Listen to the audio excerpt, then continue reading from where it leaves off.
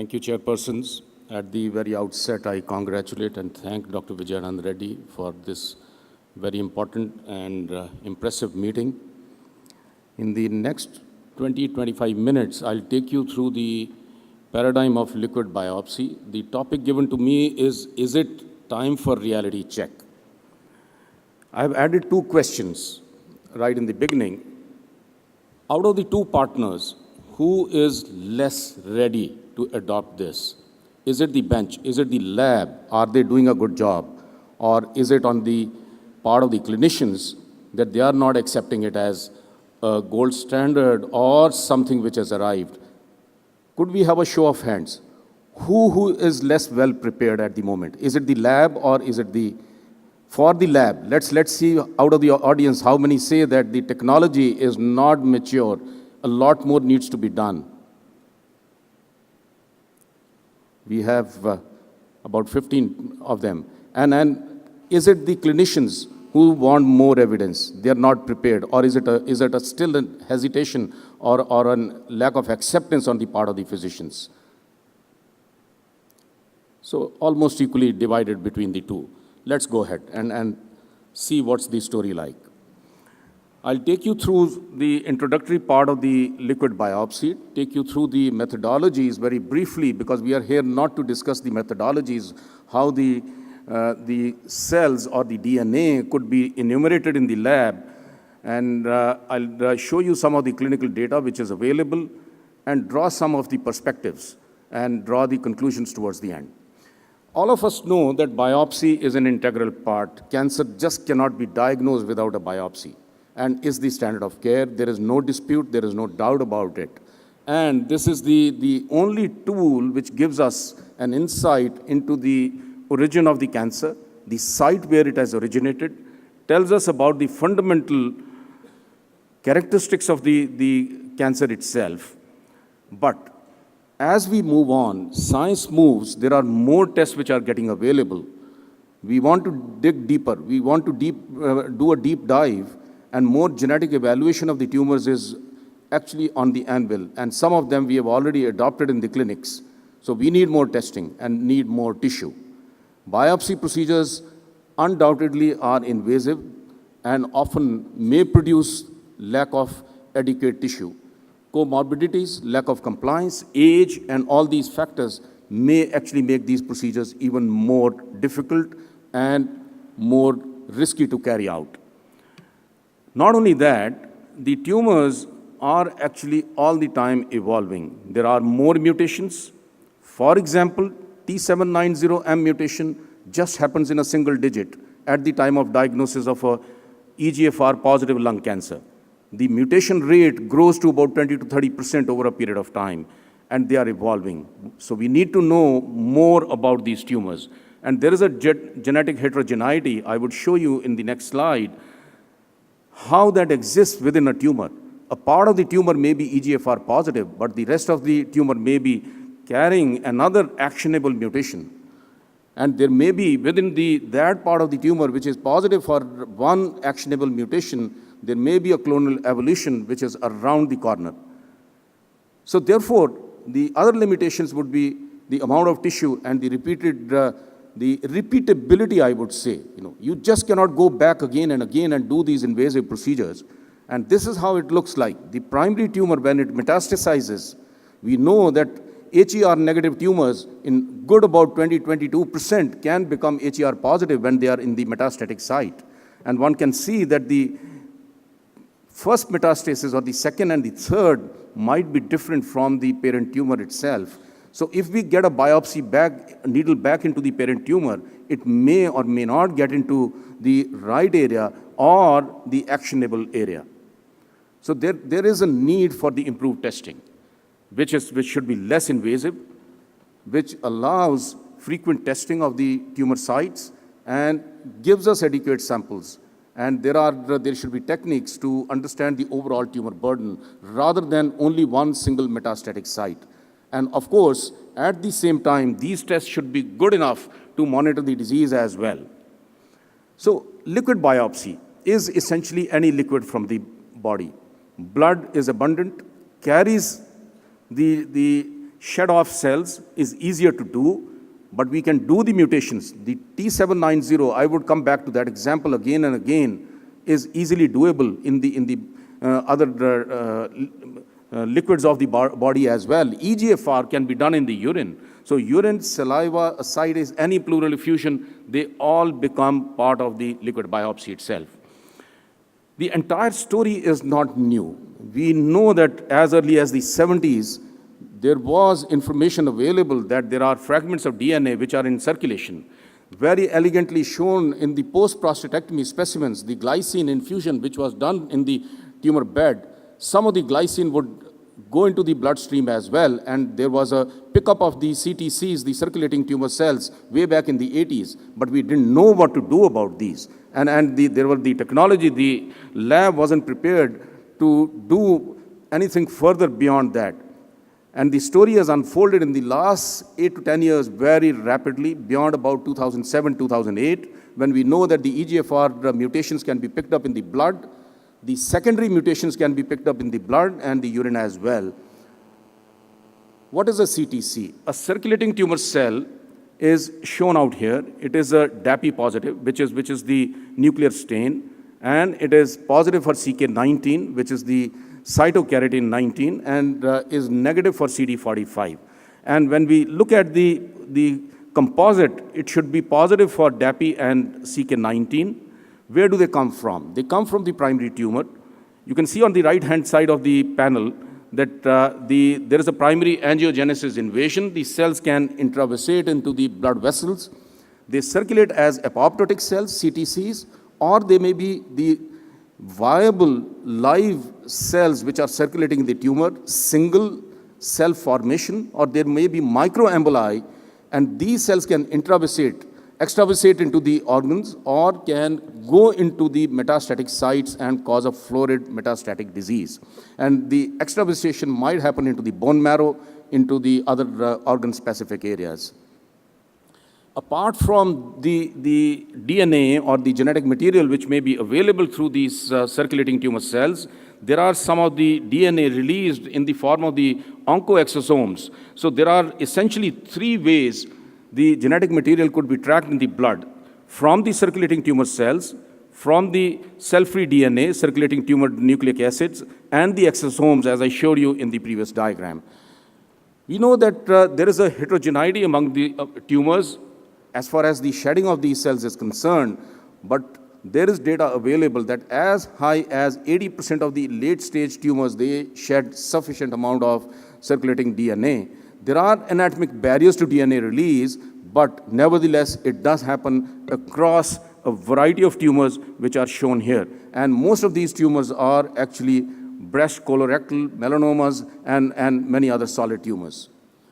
How do we study them in the lab? How do we grow them? I'm using the word grow, but that's actually not the right word. But how do we study them? It could be cytochemical staining, as I showed you, the DAPI, CK, CD45, and many other commercially available platforms are now doing it. For example, one of the platforms is the Cell Search, which is FDA approved. We could do the molecular techniques, take the RNA, subject it to RT-PCR, get to know the EGFR mutation. Or the functional assays, which are, again, a lot of them are commercially available, are the ones which could be used. So we'll not go much into these and get quickly onto the clinical aspects. I draw your attention to the bottom part of the slide where the cell-free versus the CTCs, the controversy is actually delineated. Both of them have a very short half-life. This is in hours, not in days, not in weeks, and they're highly fragmented. Therefore, what do we need to do? We need to quickly get onto them and quickly need to study them by whatever method we do, and I've shown the sensitivity of the various methods which are available in the clinic or in the lab by which these could be isolated and these could be studied further. And one can see that getting only about 30 nanograms of the ctDNA might be from a 5 ml of the plasma sample might be just about sufficient. Let's look at the major applications, the clinical applications. These are largely about half a dozen clinical applications. They are, as far as the tumor mutations are concerned, tracking the resistance in tumors, knowing about the minimal residual disease, do a prognostication. And probably we heard about the early detection, the screening, that's the other end of the spectrum. Now the far right spectrum is, which is emerging is, can we detect tumors early enough by these circulating tumor cells or the circulating DNA, RNA? There is data available from breast cancer that we could do the TP53 mutations in plasma from triple-negative breast cancers, and there is a concordance between the biopsy sample and the mutations seen in the plasma, and that is in the 80s, mid-80s. And this demonstrated the robustness for at least the triple-negative breast cancers for the TP53.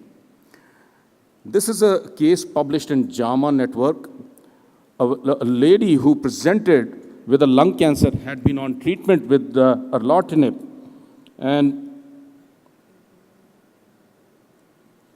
now progressively got, actually the left hand shows, the CT shows the tumor became progressive, became resistant to erlotinib. This lady had a repeat biopsy on day 0 and also a liquid biopsy on day 0. On day 0, within 24 to 48 hours, it was known that she was harboring a T790M mutation, which wouldn't respond to a second generation TKI or the next generation TKI. One has to go to the third generation osimertinib for this particular patient. However, the biopsy which was done had a turnaround time. And it took about 25 days to get the diagnosis back, and she could be put on osimertinib.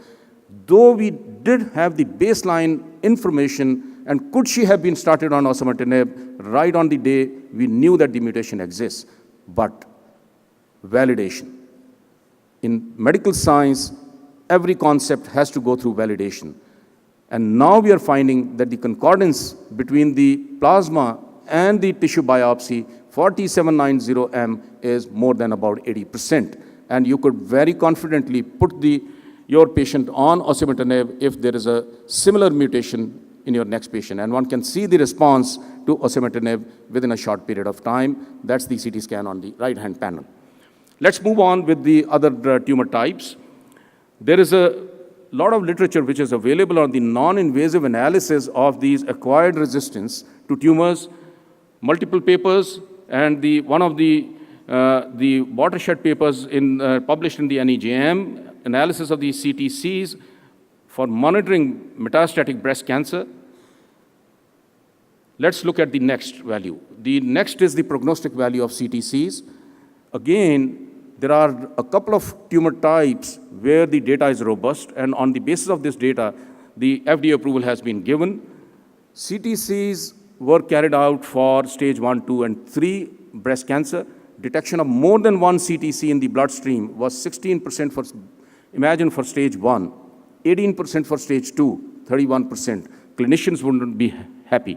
But then this is the beginning of a story, a concept which has been thrown open, and the number has positively correlated to the stage of the disease.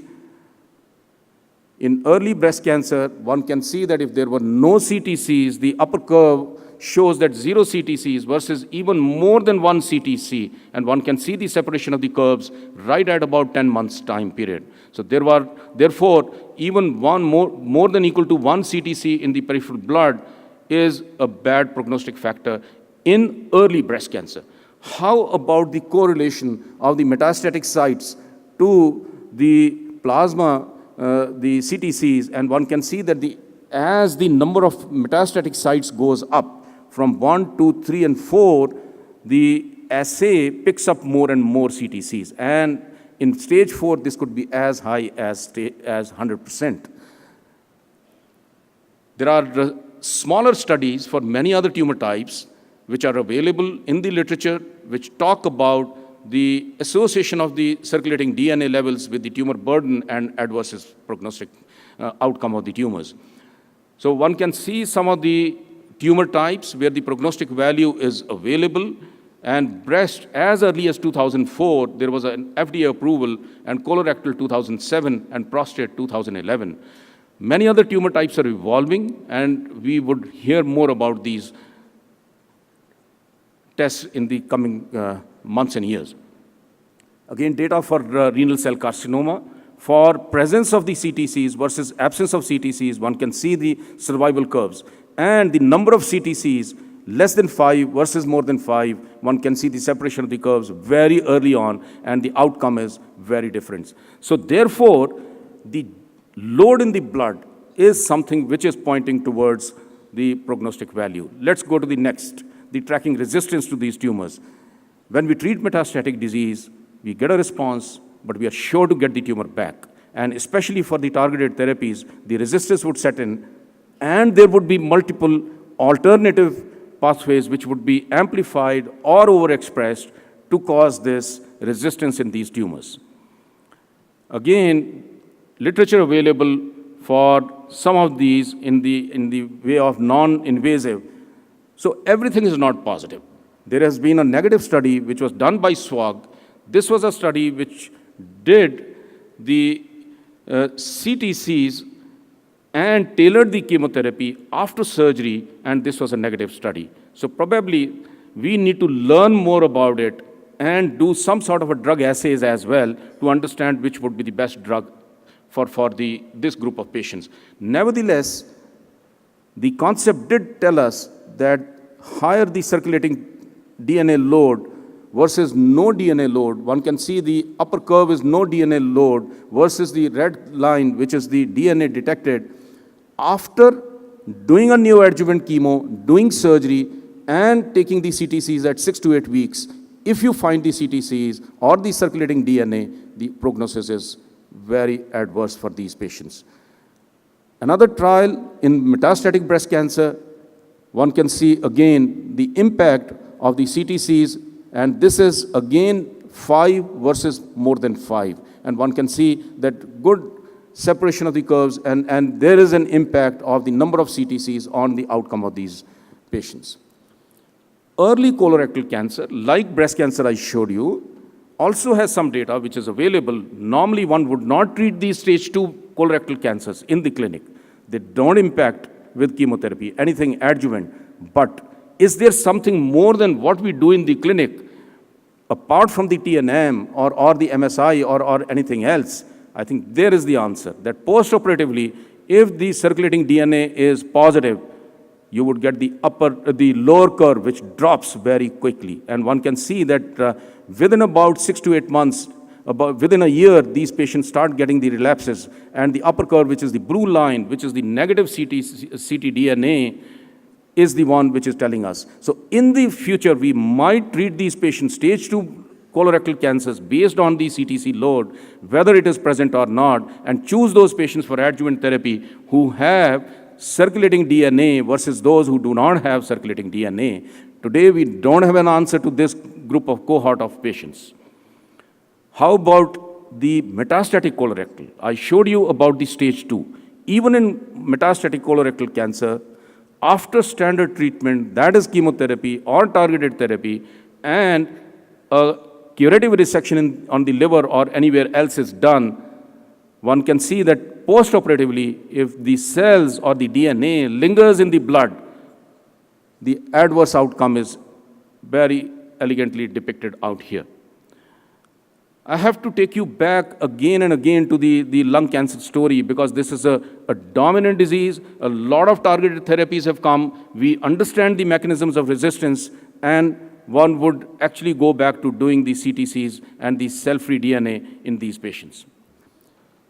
Can we do something about the molecular remission? Today, what we do for a molecular remission in certain cancers, leukemias, lymphomas, we do the flow cytometry or other tests. Can the genetic material in the blood come to our rescue?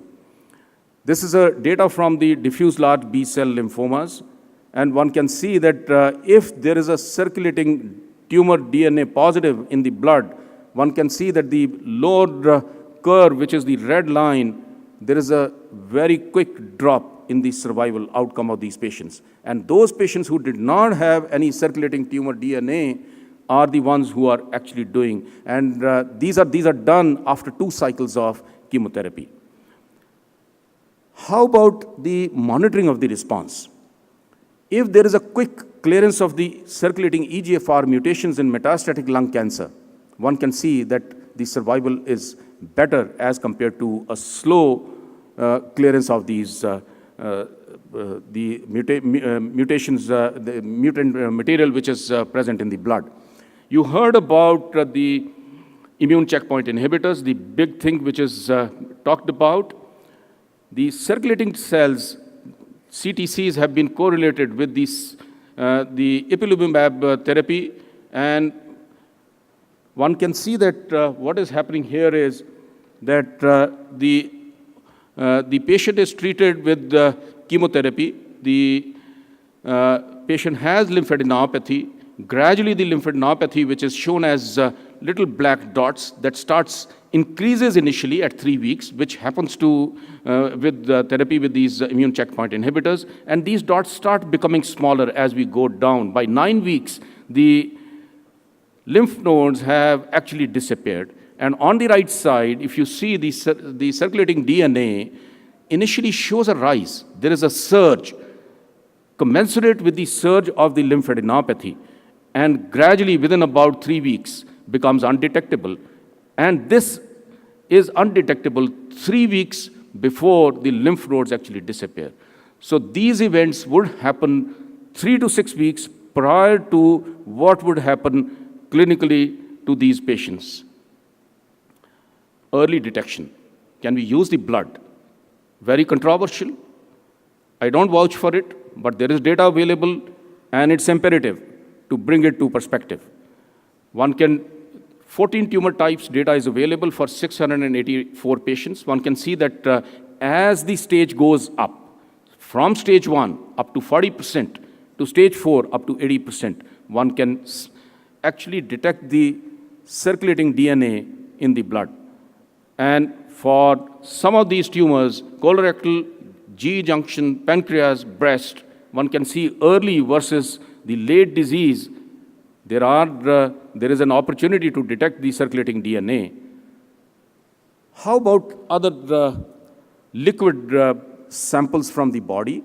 Stool DNA, urine DNA, pap smear, saliva. So pap smear is actually getting high-tech, is going ahead in terms of doing what we do at the cervical level, and even the endometrial biopsies or the aspirates could be taken for studying this genetic material.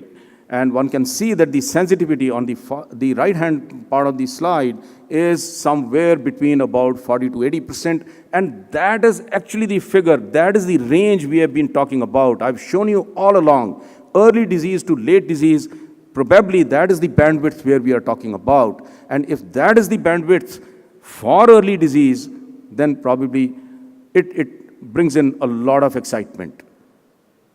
So everything comes with a challenge. Everything new comes with a challenge. There is a learning curve, there is an understanding to it, but to the liquid biopsies, it's actually finding a needle, not in a haystack, actually finding a needle in a full football field, which is so large. A single grass of blade to be identified, and that's the challenge because the specimen is complex. Diagnostic validation, as I said, everything new has to go through a validation. And that has to be tested against the gold standards of the day. We need high sensitivity assays. We don't want false positives. There should be no noise. There should be only valid signals which are valid from the diagnostic or the monitoring or the follow-up standpoint. We don't know whether the sensitivity, we would achieve that sensitivity to replace the biopsies. This is a study published in NEJM. I'm bringing this study into perspective that if you do the blood samples of individuals above the age of 70 years, one can start picking up the clonal, hematopoietic, unknown drivers and known drivers both. And that is how the curve goes. The right side of the slide shows you that is how the curve goes. And some of these patients would indeed develop some of the hematological neoplasms, but we don't know how to handle these changes in the blood. Here is a case, an example. A 55-year-old male was found to have persistent KRAS mutation in the cell-free DNA at 0.8%. Significant. Everything was done. What do? KRAS comes from multiple sources. What is this? Cancer of the lung, colon, pancreas, or is it only a precursor lesion? We don't know. KRAS for colonic cancer is a very early event from the pre-neoplastic to when the dysplasia sets in, KRAS sets in. So we don't know. So these are the challenges one has to cope up with.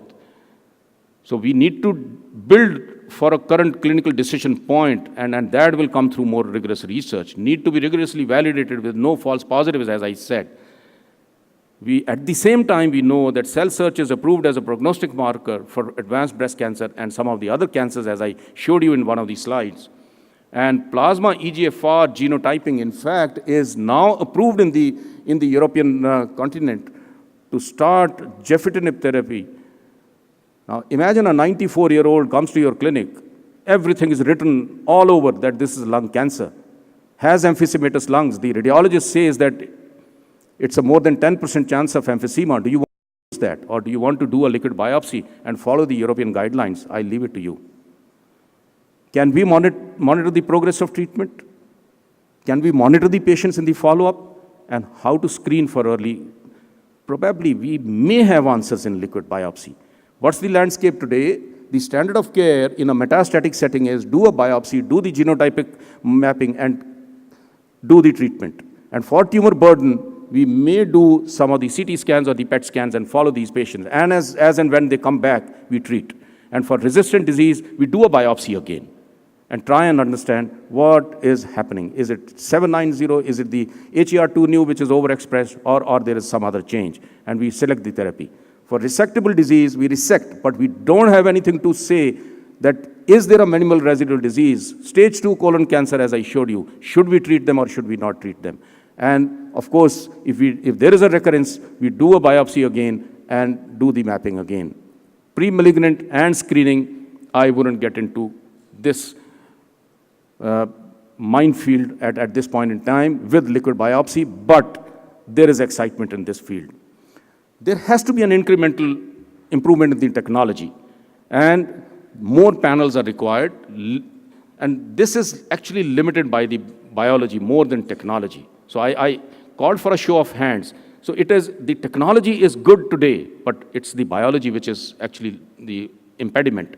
And we need biologic-based discovery to drive dramatic improvement. And how that would happen in the clinic would be that we have high-impact applications that drive improvement in the overall survival in other survival parameters, and labs, clinicians will have to work with the FDA and the other regulators in this matter. More than 100 years back, this was the discovery. It took more than 100 years to reach here. We could have discarded it. Wright brothers, their aeroplane never carried more than a couple of people. It could have been discarded as a junk. But it takes time for technology to mature, to prove, to demonstrate, and to validate. Let me go back to the same question again. I thank you for your patient listening. Who is less ready? Is it the bench or the bedside? Bench. Let's have a show of hands again. Is it the lab or is it the clinicians? Thank you so much. I have my thanks to my colleague Shivam and GS who shared some of his slides with me. Thank you so much for patient listening.